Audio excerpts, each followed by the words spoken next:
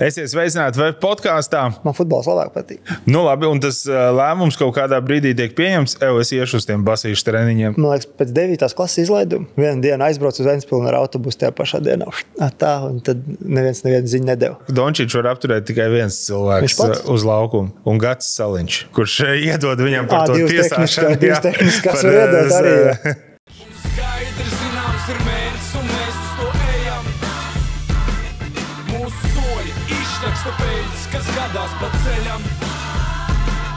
Vārdi māc, bet vienmēr bija zināms, ka piemēri aizrauj. Tad būsim kā piemērs mēs tiem, kas dīkstāvē aizaug. Esiet sveicināti web podkāstā. Podkāsts pēc kaujas, jau pēc kara, kur viens no karotājiem šodien viesojas pie mums. Diemžēl ar visu ģipsi un kruķiem pie krēsla. Neviens cits kā Andrejs Gražuls. Sveiks, Andrej. Sveiki. Es uzreiz gribētu tevi salīdzināt ar...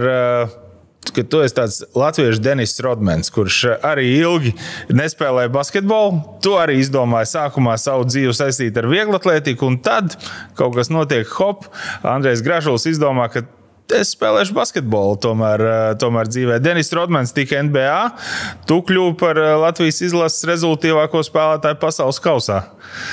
Kaut kādas paralēlas ir, ko?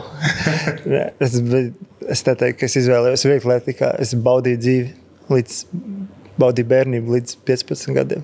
Un ielikt bāzīt vieglatlētikā kaut kādu? Jā, nevar teikt, ka ne, bet tas nebija tā, ka es tagad... Tas bija, lai ir ko darīt, pēc skolas gāju, bet tā, ka es baigi centos tur, es braukšu uz olimpiādi, piemēram, netaču. Tas bija tāds... Bet tie tad tādi vispārējie vieglatlētikas treniņi vēl bez specializācijas, ja, kur viss dara... Nē, beigās jau bija specializācija, beigās aizgāju uz lekšanu, jo visu kaut ko, protams, pamēģināju, sāku soļošanu, tad bija barjeras skrēja, tad met disku, tad šķēpu izdomāju uzmest, un beigās lekšana labi sanāca un palika pie tās lekšanas, un tad jau to lekšanu pēdējos, man liekas, 2 gadus, tad tu nopietnāk paņēmi. Kas nozīmē, ka tu droši vien varēji jau iedankot, kad sāk spēlēt basketbolu? Jā. Es varēju iedankot 13 gados, jau tā, ka mierīgi. Bez problēmām. Bet tas basīts kaut kur, viņš bija tāds klātesošs visu laiku uzspēlēt. Ja jau čals var iedankot, gan jau, ka viņam gribās uzspēlēt basketbolu. Man futbols labāk patīk. Bet nē. Spēlēju jau visu spēlēju. Volejbolu spēlēju, basketbolu spēlēju. Bet basīts tāds, kā tā īsti... Treniņos iesildīties. Trenerim patika iesildīties, lai nav tupi jāskrien, uzskrien basiņu vai futbolas spēlē. Nu labi, un tas lēmums kaut kādā brīdī tiek pieņemts. Es iešu uz tiem basīšu treniņiem tomēr, kas tātad 15, 16 gadi šīs te brīdis, kas daudz jau ir notrenējušies jau kādus 3-4 jau pirms tevis. Jā. Man liekas, pēc 9. klases izlaiduma izdomāju, pamēģinās. Jo tieši, man liekas, Ventspilī bija tā atlase. Aizpildījis. Ko zaudēt? Kaut kā man gribēja izbrāķēt, es nebiju pietiekoši garš tajā brīdī vēl, bet beigās paaugot pāris centimetrus pa vasaru un sagāju. Pierakstīja dažus centimetrus klāt. Nē, izaug. Es ar pirmo reizi man mērīju, man bija 1,93 m. Pēc tam jau bija kaut kāda 97, un tad jau bija atzina pa derīgu. Jā. Tajā brīdī tu saki, ok, vieglatlētikā nekad nopietni par to nedomāju, bet tagad sāk spēlēt basīti. Arī ne, tas bija tāds, aizbrauc no mājām prom. Man liekas, es to teicu vairākas reizes, kad pēc pirmā pusgada man bija tik grūti vispār, tāpēc, ka 2 reizes dienā jātrenējās, tad vēl uz skolu jāiet, un es zvanīju uz mājām, es teicu, nē, man šito nevajag, tas nav priekš manis, bet Amma tēti pateica, ka nav ko nīdēt, ja iesāk jāpabeidz. Droši vien, ka, ja tev vēl ar tādu apmēram, mēs tev nemaz negribam ņemt, jo tu varbūt neesi tik garš kā vai... Nē, tik traktori nebija. Nē, jo mums tur bija treniņi, tur nebija tā, ka vienkārši aiziet, tur lika trenēties. Es gan aizbraucu, tur bija tā atlase, ka bija oficiāli, ka bija viss sabrauc, tur bija... Man liekas, kaut kāda, es nezinu, man liekas, teica kaut kāda pie 20 garajiem, jo Ventspils tajā laikā vēl skaitījās. Vai joprojām skaitās. Tā kā Bet es aizbraucu ātrāk, ja man bija tajos datumos, bija Latvijas olimpiāda vieglatlētikā. Un es aizbraucu, tad man tur bija ar vienu vietēju džeku, Ļoha, tāds bija super džeks. Nē, tiešām super džeks. Mums bija 1-1 jāspēlē, un es basīt nekad dzīvē neesmu spēlējis. 1-1, tīri tik cik skrienu.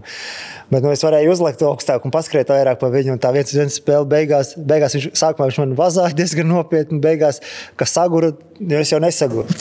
Es tieši gribēju teikt, ka tā vieglatlētika, jebkurā gadījumā, man liekas, iedod to svarīgo bāzi, kas ir tas fiziskā izturība. Sevišķi tajā vecumā, tas tam ir milz nozīme. Jā. Tā var teikt, nesagur. Tā bija normāli, jā. Bet tā bija interesanti, jā, tāda lieta. Vienu dienu aizbraucu uz Ventspili ar autobusu tajā pašā dienā. Tā, un tad neviens ziņu nedeva. Bet beigās jau sagāja. Brušiks Māris vēl pateica kaut ko koknesietas vēl pēc. Es viņu naglenēs lēc augstslēgšanu. Viņš man liekas, pirmās augstslēgšanas naglenes atveda.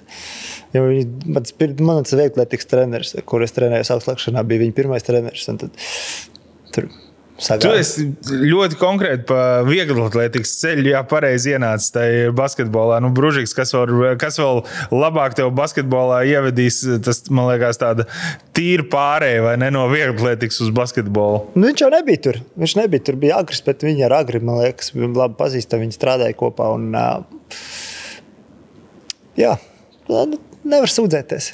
Man jau liekas, ka Latvija vispār par tevi uzzināja un to tavu vārdu uzzināja. Protams, piedod nekādā gadījumā nesaistībā ar vieglatlētiku, bet ar jauniešu izlasēm. Un tad, kad jūs lieliski nostartējāt Eiropas čempionātā. Jā. Bet tas jau ir kaut kāds brīdis, jau ir pagājis. Tu no džeka, kas ir sācis tikko spēlēt, wow, ok, starp saviem gadiem, bet vienalga, tu esi jaunants izlasē. Jā. Es jau biju 18 arī. Jā. Tad bija 2 gadi pagājuši. Bet tad arī tas basīts. Es nevarētu teikt, ka baigi sapratīri tik, cik varēja skriet un uzlikt augstāk. Jo es 18 gados biju gandrīz tāds pats, kā es esmu tagad. Varbūt vieglāks par kādiem 7-8 kilogramiem, bet tāds pats arī vēl bija. Augstāk varēja. Un mierīgi varēja vēl augstāk. Tagad ir sevišķi šī brīdī vispār nevar palikties, bet tad varēja tā, ka ar galvu līdz stīpais varēja uzlikt. Savos gados jau tā, ka nepiepūloties, ieiet zālē. Šito te uztaisa pie 5 galiem gatavs, maucam. Bet, vecums. Labi, bet un tajā brīdī tev vēl neliekās, ka varbūt tas basīs tā ir man štēla gal galā, ja es izlasēju, ja mēs te Eiropas līmenī jau citus tos džekus tomēr vazājam. Tu tur iemet arī izšķirošus punktus vēl. Iepakstīnēs iemet. Tas ir sādi. bet vienalga bija īstajā vietā, īstajā brīdī. Arī tādā ziņā. Tas basīts, man patīk spēlēt. Man te patīk spēlēt basīt, bet man nepatīk tas pārējais tas process, tie treniņi un tas viss, kas apkārt basītim. Ja man atļauj tikai spēlēt, fantastiski, bet tā dzīvē nenotiek, jo tā nevar. Kobe Bryants pēdējos gadus tādā, es tikai spēlēšu, netrenēšos. Tur jau arī ir ielikts apakšā savus darbus, bet jā, man tas tādā ziņā mums ir grūtākais darbs un labākais hobijs. Ja tā, es neteiktu grūtākais darbs, mums ir grūts darbs, bet ļoti fantastisks hobijs, un es nevaru sūdzēties.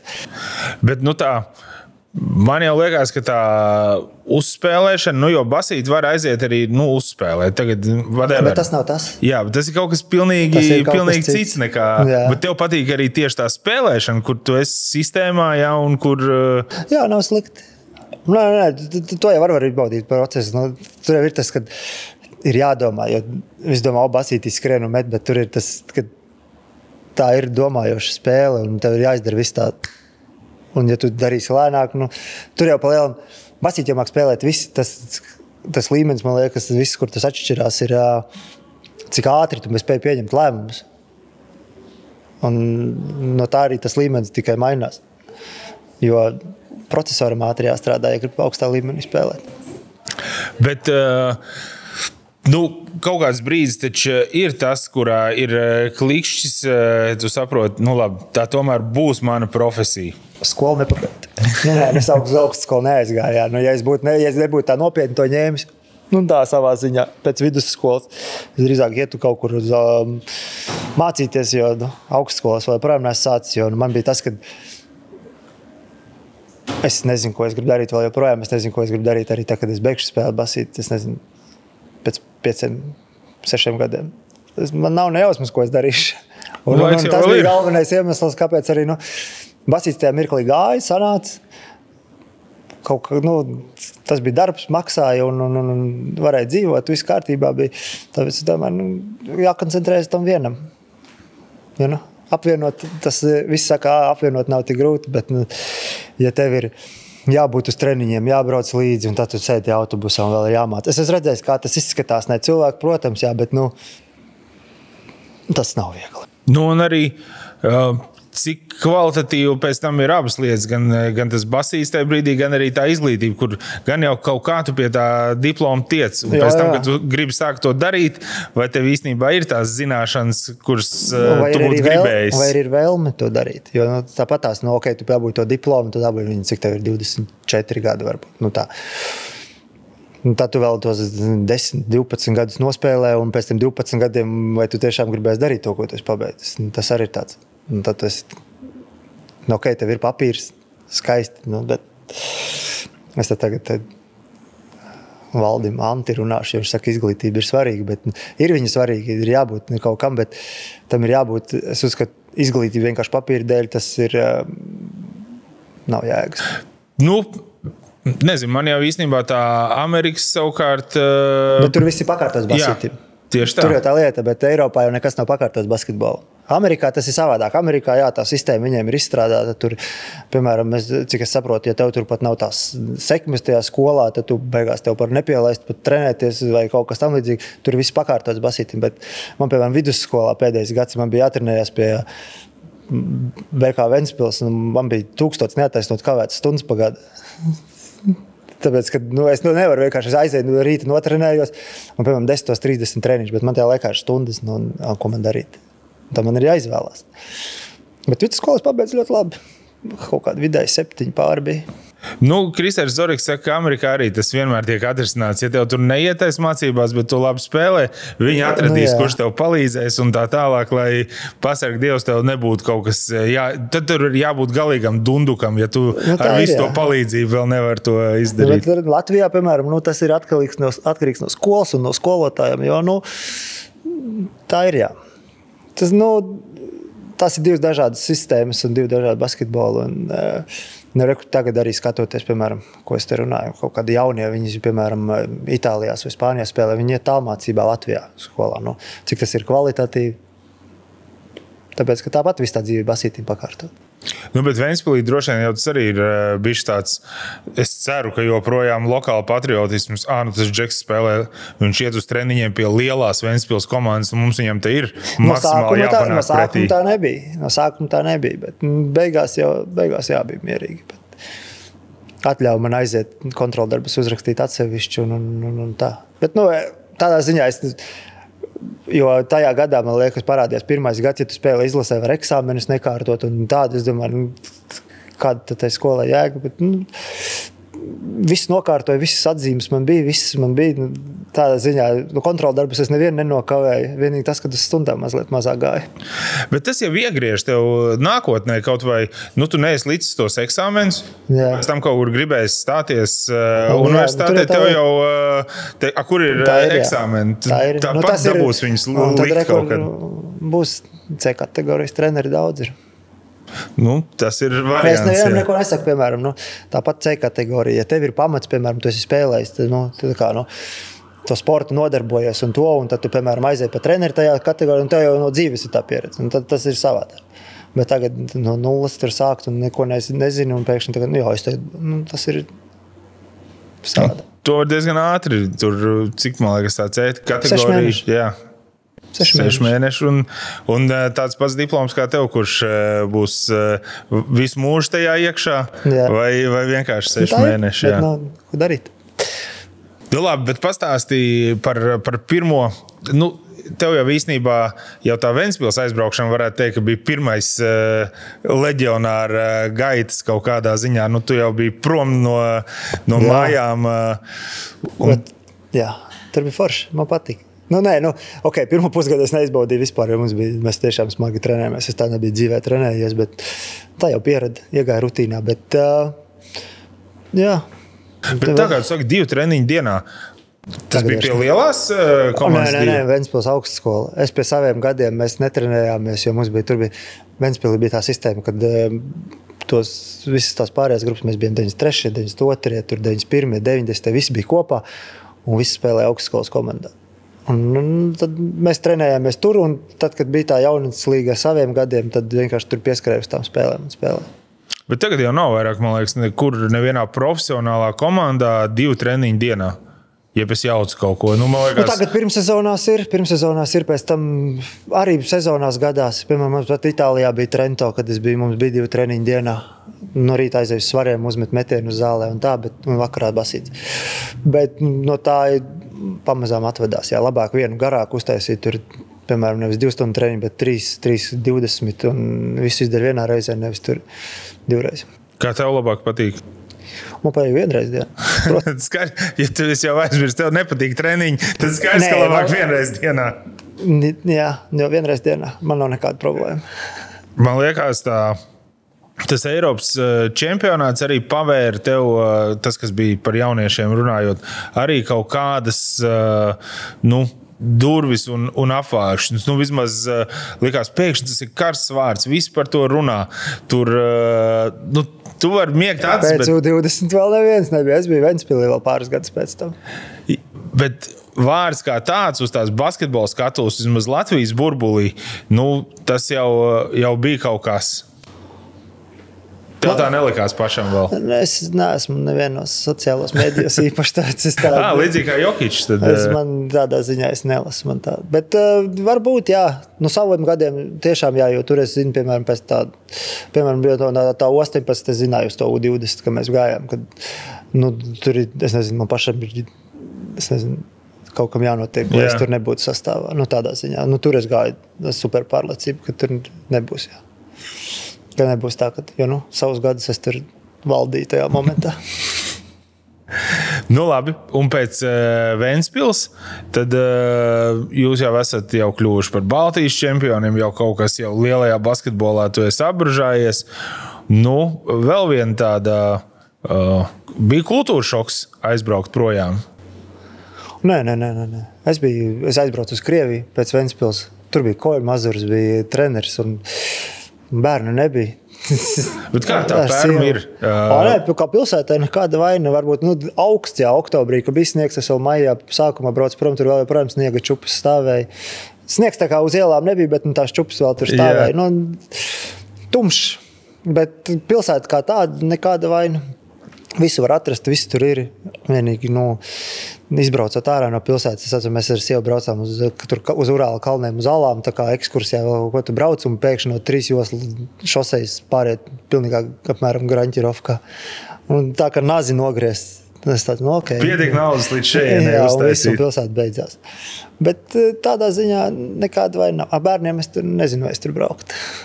Bet Krievu tu zināji, tas droši vien ir milz pluss, vai ne? Tajā brīdī norākot tur. Jā. Es domāju, ja tu nezini, jums arī bija leģionāri, kas nezināja. Viņam tā pērma varētu savādāk likties.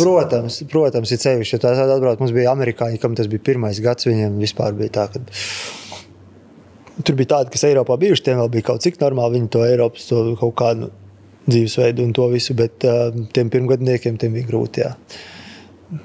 Bet, aprod. Jā. Labi. Tad, kur tad bija kultūra šoks? Tad Itālijā vairāk? Bet itāļu valodu tu nezināji? Nezināju. Tagad zini? Nosacīti. Nē, tā jau man vajag kaut ko saprast. Jā, bet saka, ka tā itāļu valoda līpot klāt, ka tur padzīvo ilgāk. Tāda, lai saprašanas ziņā, lai tu saprastu, piemēram, var diezgan ātri. Man viņa, protams, liekas kā tāda skaņa vienkārši, tāda, skaisti. Jā, bet ikdienā dzīvojot, tas ir savādāk. Bet, nekur nebija kultūra šoks tā ziņā. Es jau no 16 gadiem prom no mājām, man ir tāds pierasts, kad, kur es aizbraucu, tur to gadu, un tad ir tā. Man arī veicies, es esmu visur, kur bijis, es esmu 2 gadus bijis. Tad pirmais gads Itālijā, kad Covid sākās, tad tur viss aizgriezās ciet, bet pēc tam es esmu visur pa 2 gadiem bijis. Tā kā aprod ļoti ātri. Un es esmu bijis ļoti labās vietās vienmēr. Es nevaru sūdzēt. Geogrāfiski, tu domā arī, jā. Labās vietās, jā. Un arī komandu ziņā, organizācijā un tādā visā nav bijis nekāds bardaks. Baigi daudz no mūsējiem gan, ir jau, protams, kas ir uzspēlējuši, bet Itālija nav tāds pats populārākais galamērķis. Jā. Kā tev bija, ka tu brauc to kaut kādā ziņā? Kā viņi tev vispār, kā tas notika? Mēs uz 2. divīziju aizbraucu. Jā. Un tur bija tas, kad tur jau bija tā pārdoma, braukt uz to 2. divīziju vai nebraukt, jo man bija VTB un bija normāls gads VFA tieši, un es domāju, uz 2. divīziju braukt. Bet tā doma bija parādīt sevi, jo tas itāļu tirgus viņiem ļoti patīk ņemt spēlētājus, piemēram, kurus viņi redzējuši uz vietas un kurus viņi zina.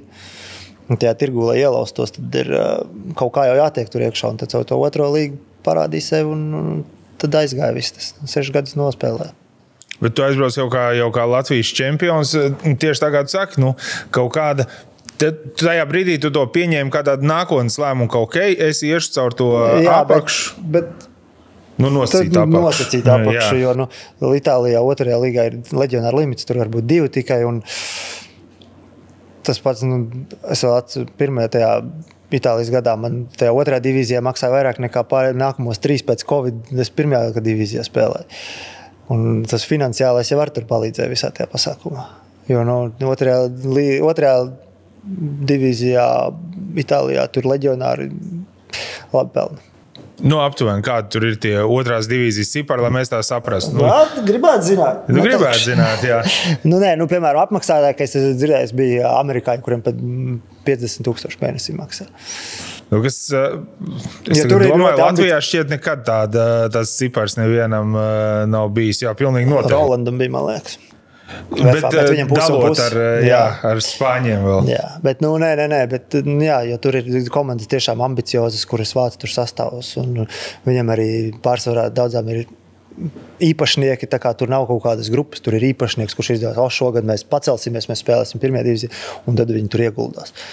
Labi, es atsaucu vispār to sakot no apakšas, pat nosacīt, tā nav apakša. Tas ir tāds diezgan skaidrs ceļš. Jā, Covid ievies savas šitās korekcijas ar visām finansēm un visu, jo pēc tam tie pārējie gadi bija savādāki. Jo tur cilvēkiem, protams, īpašniekam ar tas risks, ka pēkšņi to sezonu var atcelt, sponsoriem atkal risks, kad viņiem pēkšņi tas viss beidzās, jo tas force majeures, un tad tur nekas nenotiek.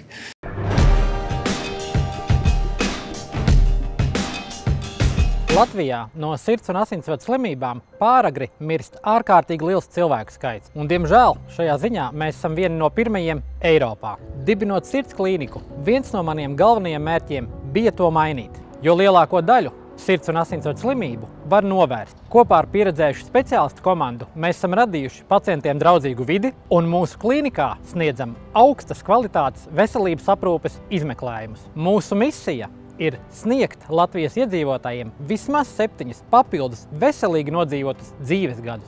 Dzīvosim no sirds!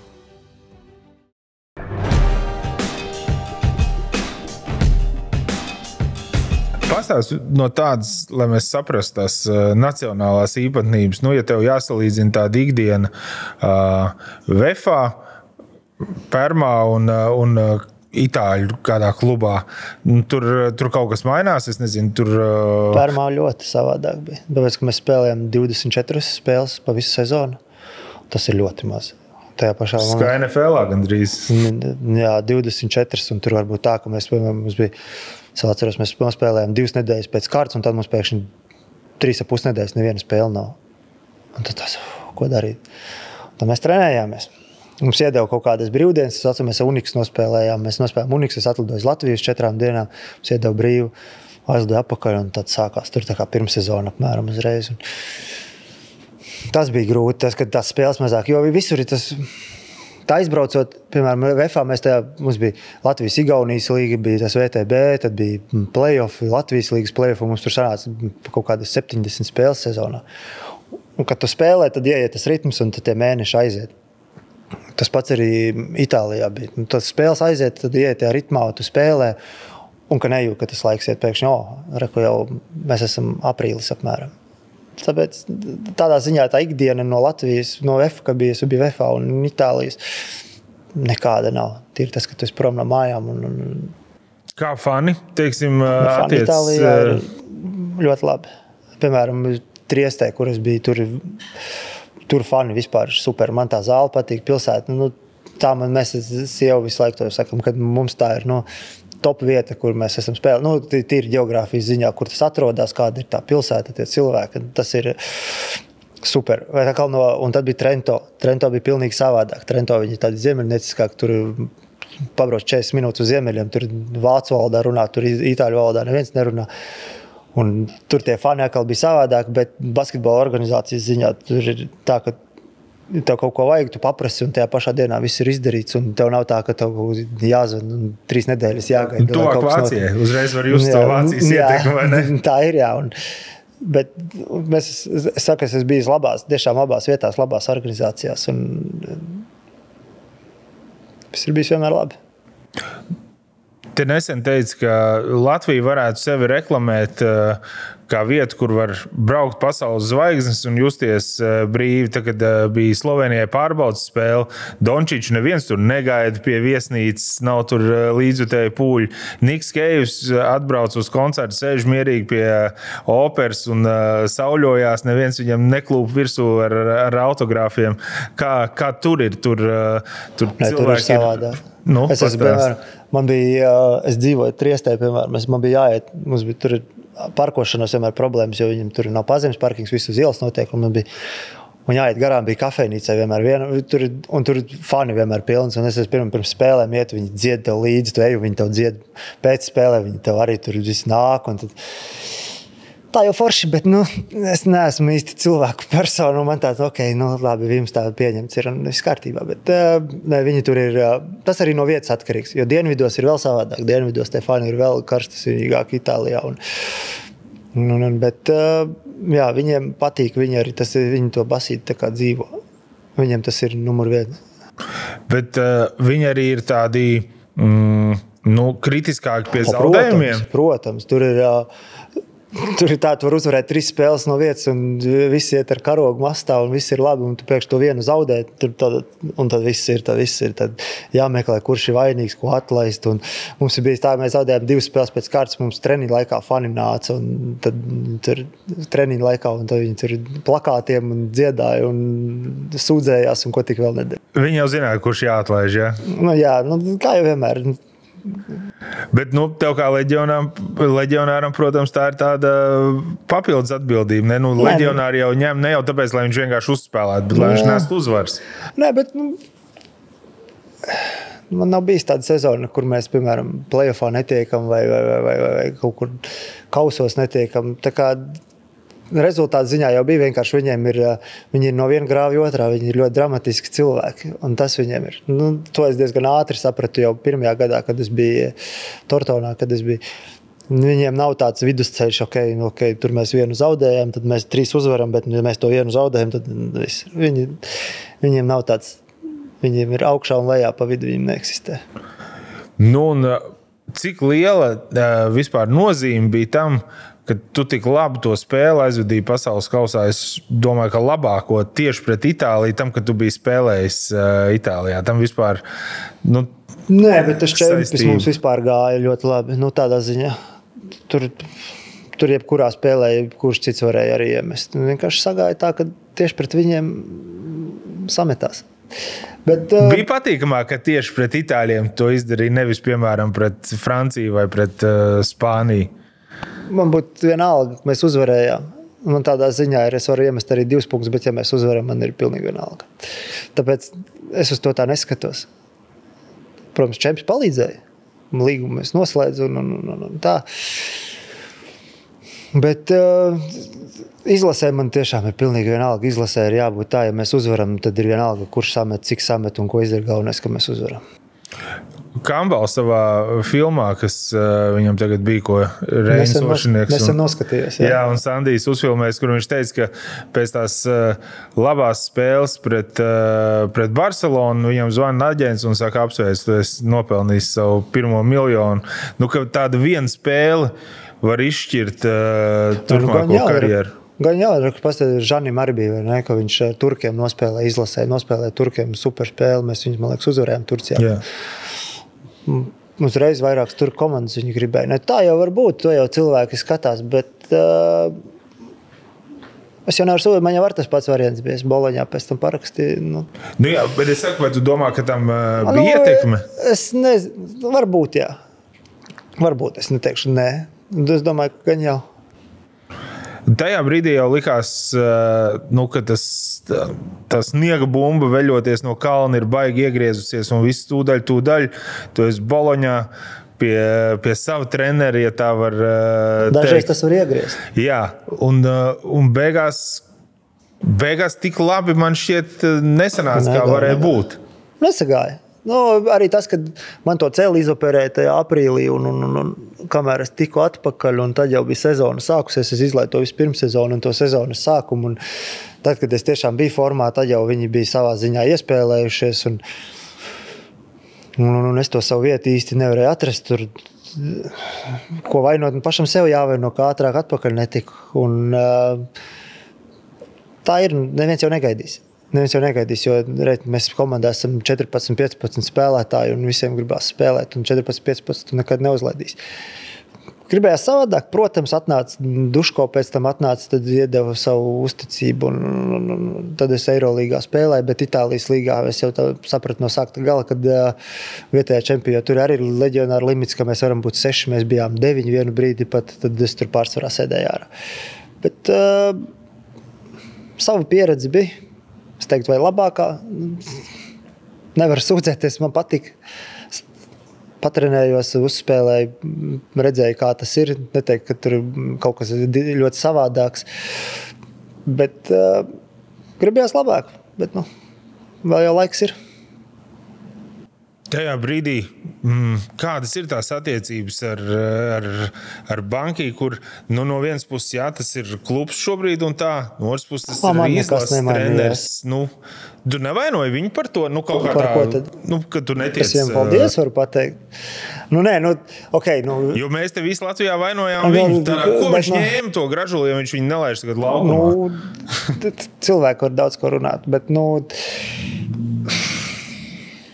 kaut kad varbūt no sākuma un tā, bet beigās es tās domāju, labi, viss tas vilciens tur ir aizbraucis, komentēt dusmoties.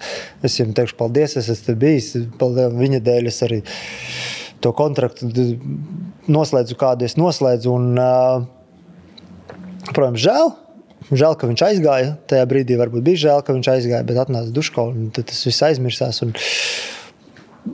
man vispār nevienu sliktu vārdu es pa viņu nevaru teikt. Viņš ir palīdzējis diezgan daudz savā ziņā.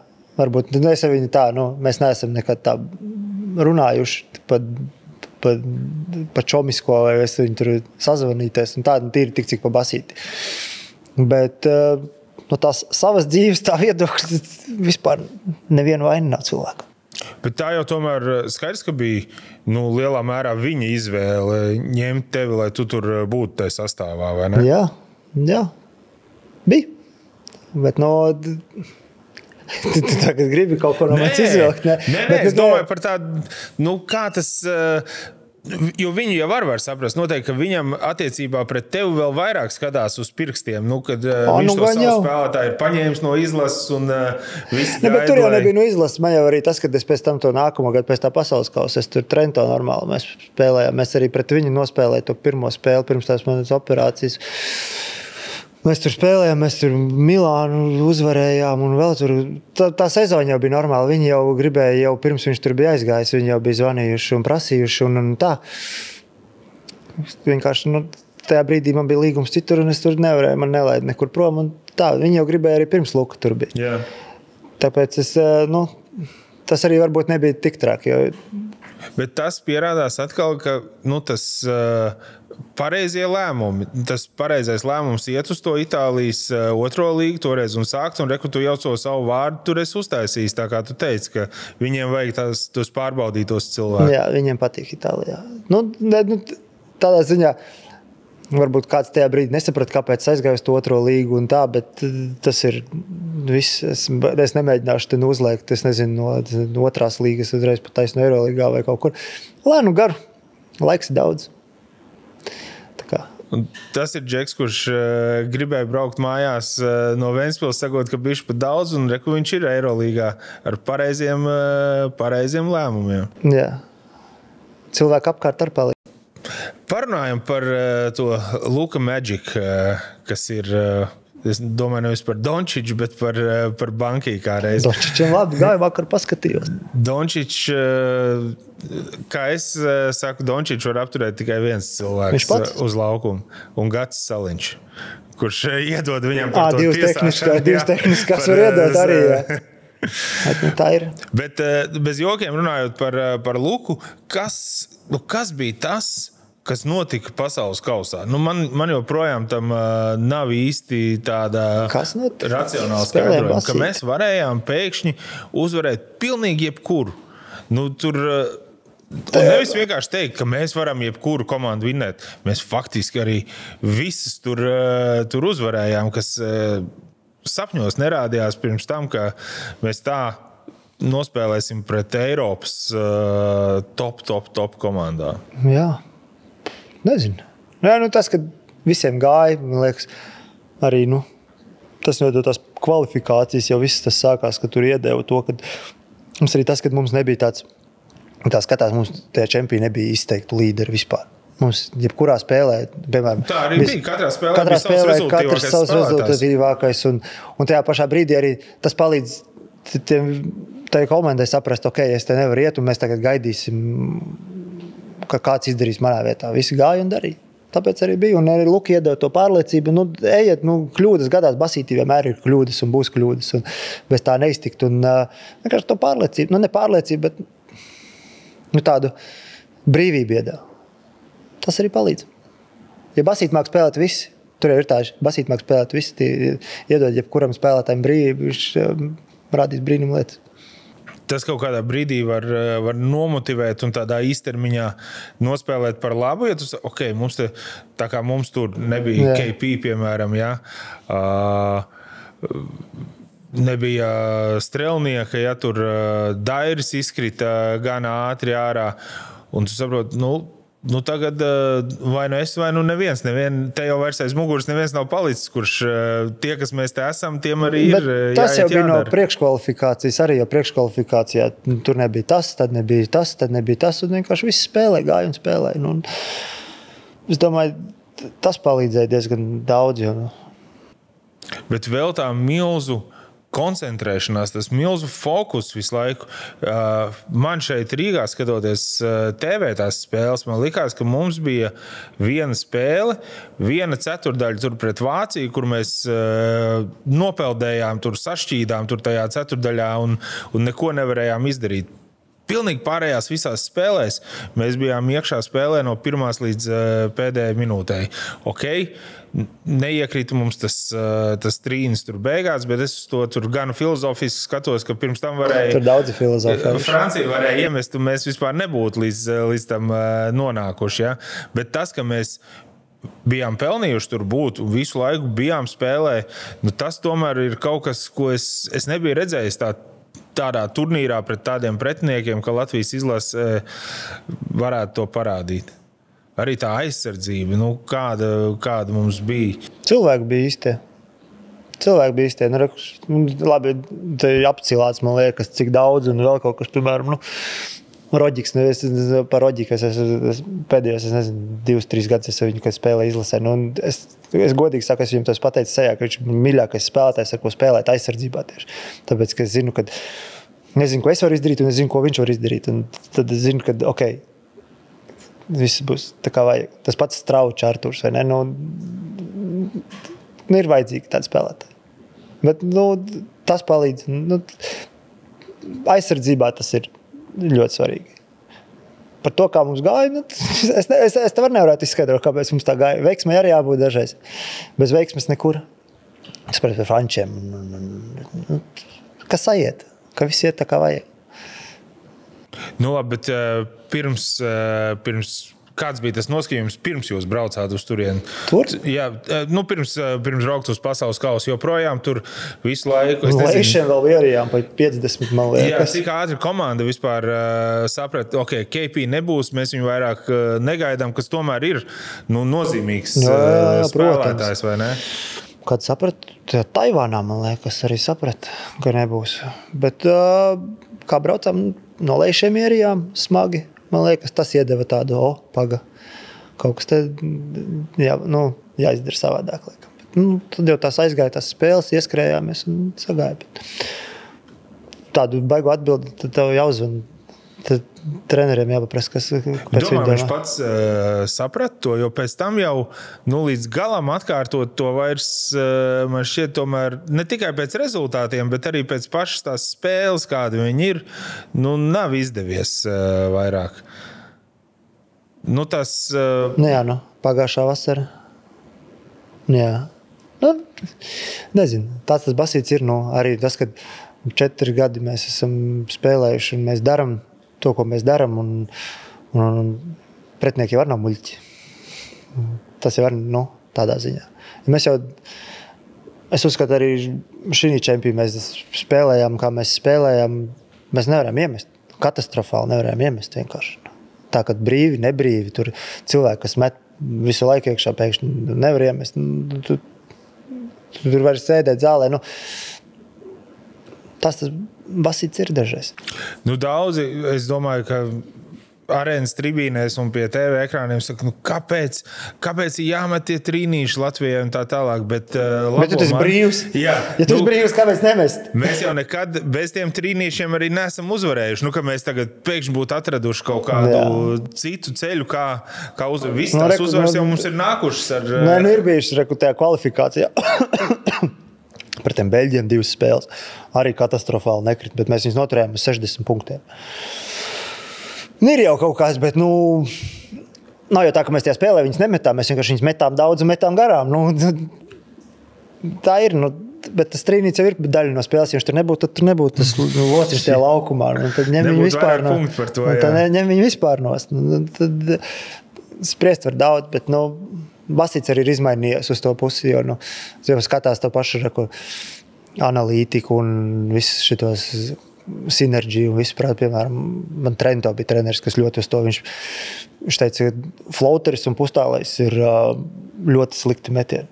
Tīri pēc procentuāli, pēc tā, kad ņem to visu bāzi, kad ieliek tajā sistēmā, un tu, piemēram, uz vienu uzbrukumu, tu iemet, piemēram, uz uzbrukumu iemet, piemēram, 0,70 punktus, piemēram. Jā, piemēram, trīnītim iemet 1,24, piemēram, tur divreiz vairāk, vai ne, efektīvāk. Un tad uz to tas basīts arī pavērēs. Tagad, kas ir ātrie uzbrukumi, vieglie punkti, trīnīši un garāmiešana.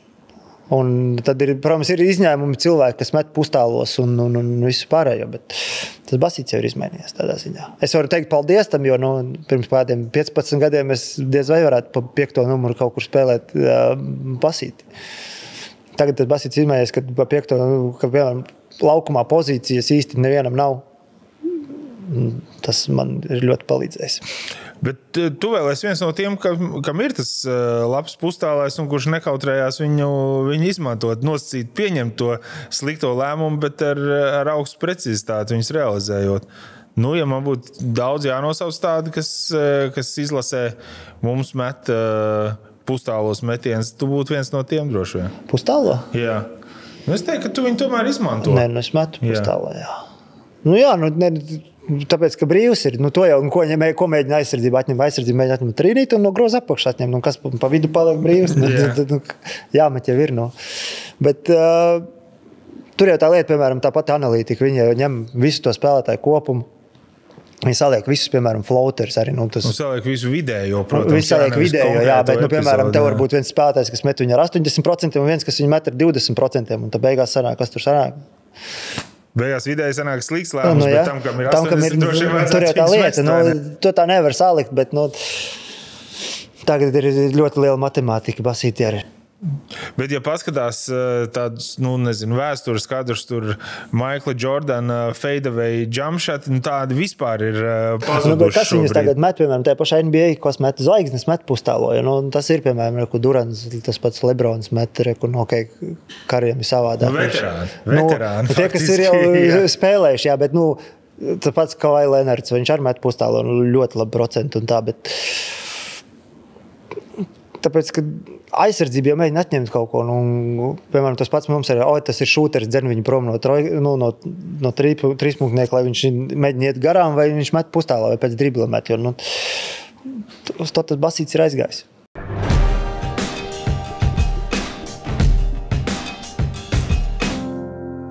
Tāpat kā dzīvē nav divu vienādu rokrakstu vai raksturu, tāpat nav arī divu līdzīgu biznesa izaugsmes stāstu. Un tāpat kā dzīvē, arī biznesā mēs meklējam tos, kas vēlas mūs saprast. Veiksmīgi uzņēmumi prasa uzmanību un iedziļināšanos. Tas ir tas, ko saņemsiet Rietumu bankā. Rietumu banka ir Latvijas lielākā vietējā kapitāla banka, kas finansē biznesa attīstību.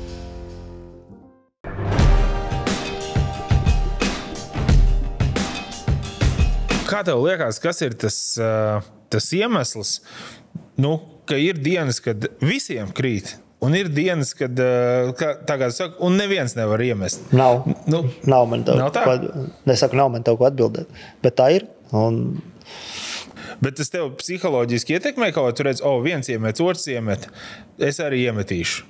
Tādu lielāku pārliecību tas iedod? Es nezinu. Es jau baigais metējs pats tādā ziņā neesmu. Tomēr, izlases sakarā.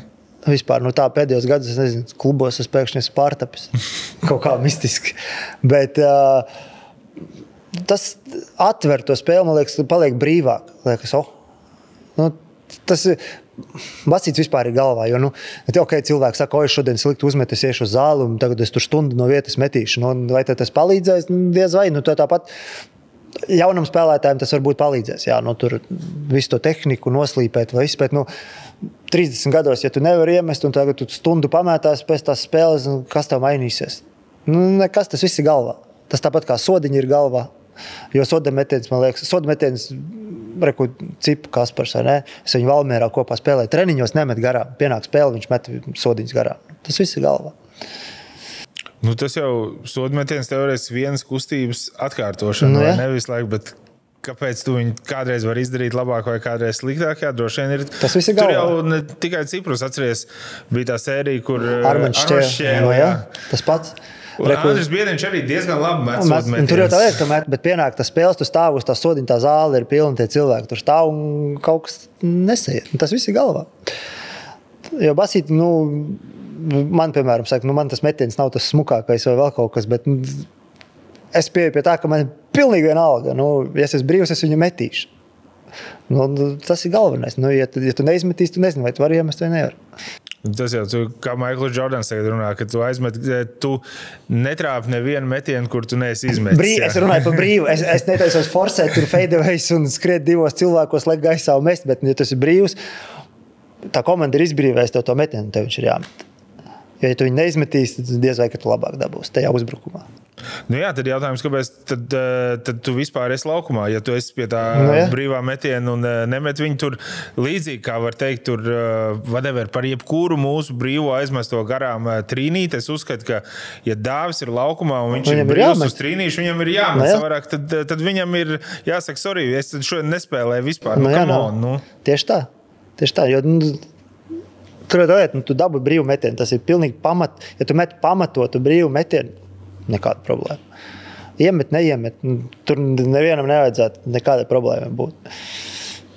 Es runāju pēc sezonas ar Sanonu, kas pagājušās sezonas VF viens no līderiem, un viņam tur noslēdzošā spēle vajadzēja paņemt uz sevi un to izšķirošo metienu tur ielikt. Un viņš saka, vai bija satraucies? Viņš saka, zini, īstenībā bija satraucies. Un tāds Bet tas jau ir mandrāžs tāda bija. Tev ir, kas tev tās situācijas, kur tev ir bijis tāds satraukums pirms tavu metienu? Nu, es nezinu, vai es tagad tā nevaru iedomāties uzreiz, vai tāds sodiņš tev ir bijis izšķirošais kaut kad? Sodiņi man nav bijis, man liekas, izšķirošie. Sodiņas es labi metu. Man tādā ziņā... Tāpēc nesit uz tevi? Varbūt, bet nē, man nav bijušas problēmas. Es esmu iemetis, jā. Bet Itālijā, man liekas, es 2 reizes iemetis. Tā, kad līdz ar sirēnu beidzās spēle, mēs uzvaram. Bet vai es tur par to domāju, es tajā brīdī spēlējot par to nedomāju. Nu, ok, tas ir savādāk, piemēram. Man nav bijis tā, kā Sanoram teica. Viņam gan jau uzzīmēja uz viņu sadarbību, tev būs jāmet. Tev pasaka, tev būs jāmet. Man jau tā nenotiek. jā, tur jau viss zināja, gan visi VFA, gan visi pretiniekos, gan tribīnēs, ka viņš būs tas, kas metī. Nu, jā, un tas ir savādāk. Man tas ir bijis tā negadījuma pēc. Es esmu nonācis pie tās bombas. Neizgāja tas, ko uzzīmēja. Jā, un es esmu krāmējis pa to grozu, bet tādā ziņā man... Basītī ir vienīgais, kad man ir stress, varbūt ir pirms pašas spēles, jo tad ir jābūt tai mazai mandrāžai, lai tu esi, tā kā prātam ir jādarbojās, jo tad aizmidis tāds, tad nekas labs parasti nesanāk. Tas ir interesanti. Tas līdzīgi saka par televīziju. Man kolēģi vienmēr, kad es sāku tur arī ko darīt, ja tev nav mazs tāds uztraukums pirms tās tiešraides, tad nekas labs tur nesanāks. Vienalga, cik gadus tu jau esi tajā iekšā.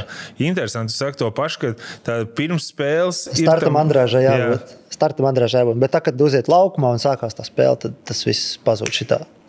Nu, labākais, kā viņu nopurināt, ir ar iemest pirmo grozu, tad pavisam nopurinās. Tur nevajag pat grozu iemest, pirmā aizsardzība noturēt. Tur viss, tādā ziņā vienkārši sāk, kad tu sāc skriet, par to jau nedomā vairāk. Tad ir cits domas galvā. Vienkārši kaut kas labam jānotiek. Var arī pat nelabs notiek, vienkārši jānotiek. Reku, piemēram, man bija 17. gadā es aizbraucu uz Eiropas čempionātu Bagī, kad mēs bijām. Viņš man pēkšņi pirms spēles pasaka, būs jāsāk pret Beļģiem. Es saku, ok, tas bija tāds, tagad man, sākam spēli, un viņam bija tāds 4. numurs Beļģiem bija, viņš beidz spēlēt, man liekas. Pirmais uzbrukums, viņš iemet pustālam at sejās, tāds, labi. Otrais es uzcitu viņam piezīmi kaut kādu tur. Bagīs man nenoņēma nost, beigās aizgāja, un tad arī viss tas pazuda. Tāpēc tas nav tā jānotiek kaut kam labam, vienkārši ir jāieskrienās. Tad tas arī pazūd. Tad nav laika domāt par to, kas te tagad būs. Tu esi spēlējis pie tādiem treneriem, kas pie pirmās kļūdas... Tā kā jaunais bija, bet tagad pēdējos gadus nē. Ventspilī, man liekas, bija, kad kaut ko nenosedz, kaut kur izdara kaut ko kāds iemet, tāpat noņem. Tad tāds, labi, ko darīt. Bet tagad tā nav bijis, nē. Tad ar treneriem arī jāsaka, tev paveicies. Nē, tajā brīdī varbūt, ka viņš ir, tajā brīdī liekas, kāds tas bija banāns un vēl kaut ko, bet pēc tam tu tā padomā, nebija jau tik traki, varbūt, viss jau ir kārtībā. Jo, spēlētājiem patīk meklēt vainas citur. Daudzreiz tā nav. Parunājam par to, kas droši vien šobrīd aktuālākais. Kā bija skatīties čempionātu no malas, lai cik banāls tas jautājums neizklausītos? Ko es tur biju? Ko es tur skatījos? Par Portugāļiem es paskatījos. Tur bija tā spēle. No malas, tā, Portugāļi un Čehi tādā ziņā man nebija nekā. Protams, gribējās spēlēt un tā, bet tā pēdējā pret Leišiem, kas tur sēdēja. Man liekas, neatceros pats sev, ka pēdējais bija tā uzvilcies par basīšu spēli, vienkārši sēžot, skatoties, kad tur sēd un tāds vibrē vienkārši, bet tu saproti, ka nevar. Tā ir. Skatīties, man nepatīk basīt skatīties vispār. Cevišķi es zinu, ka es varētu spēlēt. Tad ir tāds. Kas notika pie tās traumas? Visi tā kā pamanīja, Gražuls nav. Un viņš nenāk arī atpakaļ no ģērbtuves. Tur jau visiem ir skaidrs, kaut kas, tas nav labi. Operatīvi viss notika, uztaisīja magnētu un gatavs. Bija viss zināms, kas tur ir. Tu jau spēles laikā aizbrauci uz... Jā, uzreiz spēlē nebija beigusies. Es vēl paspēju viesnīcā gultā paskatīties spēles beigas. Bet pirmajā aizsardzībā, otrajā aizsardzībā. Tā vēl aizskrēju uz otru galu, domāju, uzmetīšu pa grozu, gribēju palikties un nepalika kājas uz zemes palika. Jā, jo tu gāji malā it kā pieklibodams, likās, labi, varbūt kaut kāds tā kā sitiens pa kāju, vienkārši kaut kas. Tā arī bija sajūta, bet nē, saplīs vienkārši tur. Bet jau ir sašūts, viss kārtībā. Tagad tik jāpadzīvo. Jāpabauda Latvijas rudens. Šitāda rudeni jau ir forši Pagaida, tur no trešdienas sāksies. Bet, nē.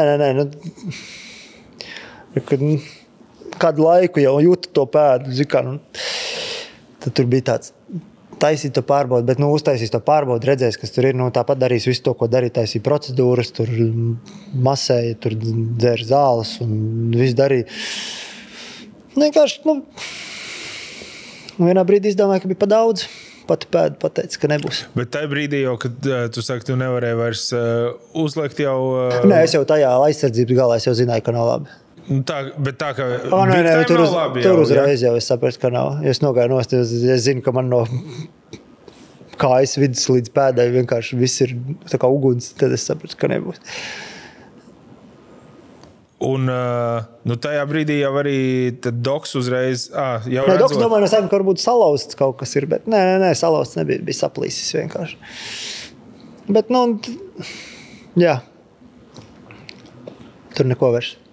Kā tev liekas, tas, skatoties no spēlētāju viedokļa, vajadzētu ļaut uz čempionātu pieteikt vairāk spēlētājus nekā 12?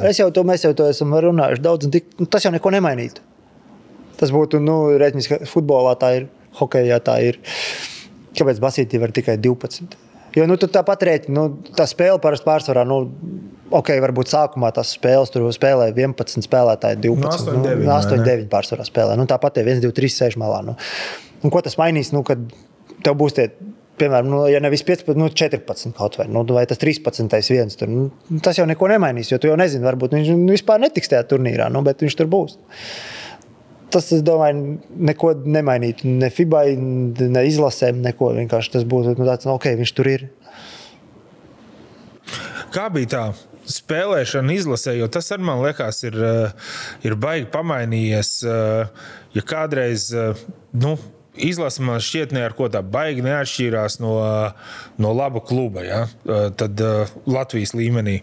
Tad tagad man šķiet ar tiem daudzajiem speciālistiem, kas tur ir apkārt, katrs nāk arī vēl ar kaut kādu savu filozofiju, kur tādā modelī, kā tas bija tagad, kur mums ir viens treneris no Vācijas, viens treneris, kas Luka ir tagad vispār ārzemju treneris mums, tad mums ir vietējais vēl Visockis, un tad ir tas stāvs, kur divās rindās vispār visi sēž aizmugurē, kur ir tāda, tu tur nonāc, tā kā vajadzētu tam būt, ka tu tur maksimāli tiec trenēts, aprūpēts, pieskatīts. Nē, tā ziņā izlasēt cepur nost, kad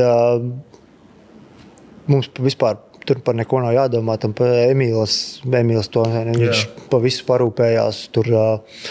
Es domāju, tie, kas spēlē izlasē, tiem vispār par neko nevar sūdzēties, jo mums tas pats medpersonāls, mums ir arī kaut vai nav izlases, mēs ar viņiem kontaktējamies, piemēram, kaut ko vajag, tu pie viņiem aizbrauc, viņi visu izdara, tā kā tur neviena problēma nav. Es domāju, tas ir pamainījies, jo tajā pašā 17. gadā, man liekas, tāpat nebija, kad es sāku. Tik daudz tas nav bijis, jā. Nē, tagad tas ir tāda, tiešām super arī sezonas laikā apzvana visus un pajautā, kā ir, kas ir.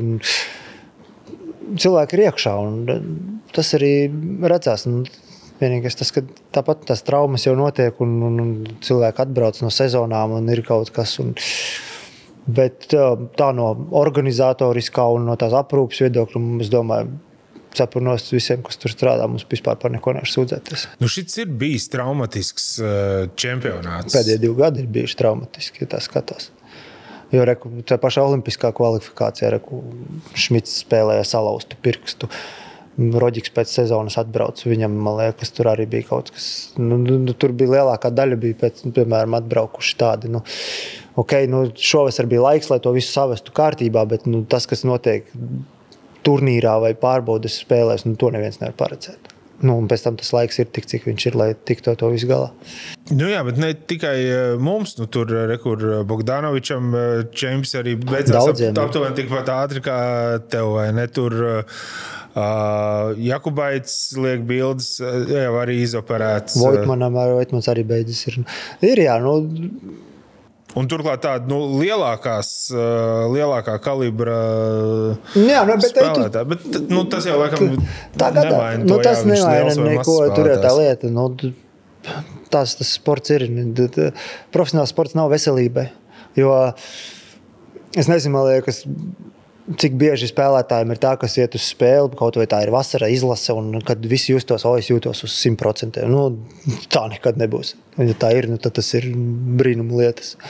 Jo vienmēr kaut kas sāpēs, kaut kas būs, kaut kur kaut kas vilks. Bet iet un dara tāpatās. Labi, tur jau, iesildīsies, atnāks vēl adrenalīns klāt. Paņems pretsāpnieku un aizies. Tur jau tā lieta. Bet, tas ir kā varbūt tas pats, kas man, es jau to savu pēdu, un es tur 3 nedēļas, tas paliks labāk. Beigās nepalika labāk un beidzās. Es domāju, ka tā 60% spēlētāji, kas vēl projām skrien, kādam kaut kas ir, bet caur visu to vienkārši iet un dara. Tas ir kaut kas līdzīgs kā KPB ar Nē. Kāds teica kaut kas līdzīgs, bet nav. Otrā pusē. Bet nē. Bet tā ir. Neies jau nespēlē, tāpēc, ka kaut kas bišķi varbūt kaut kur nīd. Un kāds tagad ir plāns? Tu sadziedē visu šeit, un tad jau vesels brauc uz klubu. Kur es braucu, jā. Jā, tagad bet es domāju, mēs tā īsti nesteigsimies, jo jātiek galā, lai tur viss ir uz 100%. Laiks arī atļauj to darīt šī brīdī, jo nav kur steigties. Ko klubs ir sazinājis? Noteikti. Bija sazinājās un tā. Teica, tiks galā te un tad, lai dodās. Un pēc iespējas ātrāk brauc. Jā, bet skaidrs, ka visi grib pēc iespējas ātrāk tev redzēt uz kājām. Tāpat es domāju, tu pats tikai, lai tu esi 100% gatavs. Tieši tā, jo, kad nedēļa apakaļ notika, tad tagad kaut ko te zīlēt, kādu teica, pēc jaunā gada, tad arī gan jau visdrīzāk būs pēc jaunā gada. Noslēdzot, kā tev liekas, tagad izlasē ir tāds kaut kāda ēra ir beigusies, jo tomēr jauns treneris ir jauns treneris. Viņš nāks ar kaut kādu filozofiju savu, līdzīgi kā Luka nāca ar savu filozofiju. Nē, gan jau. 4 gadi ir ilgs laiks. Un redzēs, jo nāks jauni spēlētājs, domāju, arī treneris nāks, viņš ņems kaut kādus spēlētājus, ko viņš ir noskatījis. Tas pats, mēs būsim daudz. Redzēs, bet es domāju, arī būs savādāk. Būs savādāk tieši no treneru viedokļa, no tās visas organizatoriskā. Es nedomāju, ka būs kaut kas diži savādāk, jo es domāju, tagad izlas pati, viņi to līmeni dabūjusi. Viss tas, kas cilvēki ir apkārt, visi ārsti, fizio un viss, kas notiek, visi treneru korpusā. Es domāju, ka no Basīša viedokļa pamainīsies, bet tā no tā, kas apkārt notiek, es domāju, ka nē. Bet es no tevis arī bišķi dzirdu, man liekas to, ka tu saki, ka tas nemaz nav slikti, ka tie 4 gadi un ir cits galvenais treneris tajā, ka lai tās asins atšķēdās, lai, kā tu pasteici, tie pretinieki jau kaut kur ir mūs atkoduši, un te būs iespēja atkal kaut ko pilnīgi jaunu no tiem pašiem Lego klucīšiem salikt. Tā jau vienmēr ir. Bet man vispār patīk, es arī tāpēc mētājos te palielam salīdzinoši pēc sezonām vai 2 mainu tas komandas. Man patīk pārmaiņas. Man patīk, ka mainās. Tas viss padara interesantāk, jo rutīna nevienam neko labi nav izdarījusi. Bet Latvijā, skatoties man liekas, uz to spēlētāju sarakstu un kas vēl varētu būt kandidātos, kā tu teici, tur nebūtu pārsteigums, ja nomainītos pat kaut kādi 5-6 spēlētāji. Ne jau tāpēc, ka... Nevar jau zināt, kas būs pieejami te izlasē. To jau nevar nekad paredzēt. Jo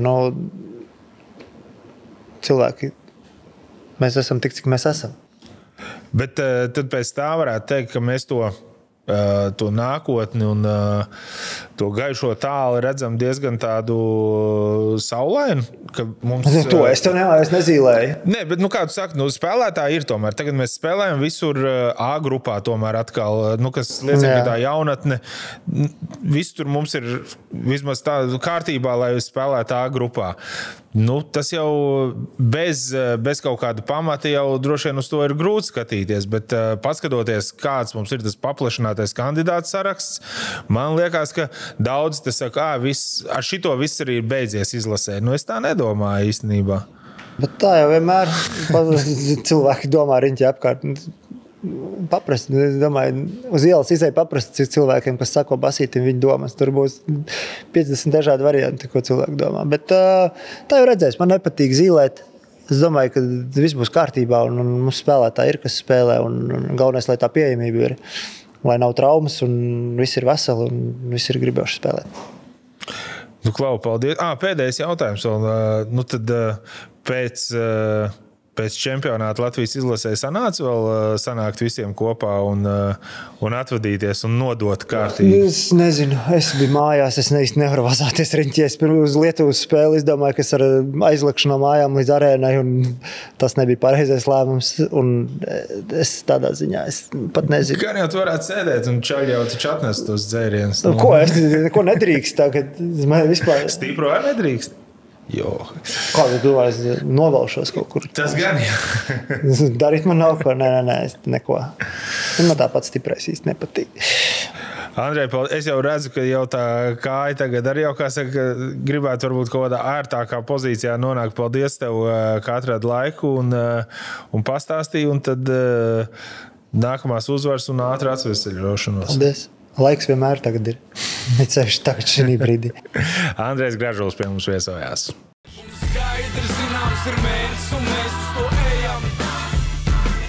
Mūsu soļi izšķaksta peļķis, kas gadās pa ceļam.